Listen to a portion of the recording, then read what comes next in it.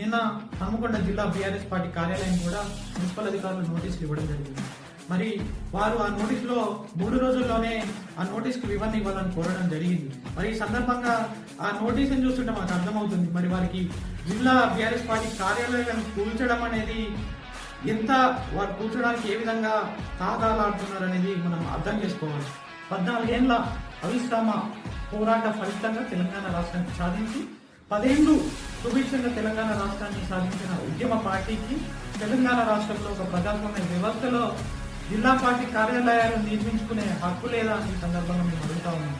ఆంధ్రప్రదేశ్ ముఖ్యమంత్రి చంద్రబాబు డైరెక్షన్ లో నడుస్తున్న ఈ మన తెలంగాణ ప్రభుత్వం అక్కడ ఆయన మరి గత ప్రభుత్వ జిల్లా పార్టీ కార్యాలయాలను అలాగే ప్రధాన కార్యాలయాలను కూల్చడం చూసి మరి ఆయన డైరెక్షన్ లో ఇక్కడ గులాబీ కార్యాలయాలను ఉద్యమ పార్టీ కార్యాలయాలపై ఇక్కడ కాంగ్రెస్ ప్రభుత్వం పన్నాగం పండిందా కూల్చేందుకు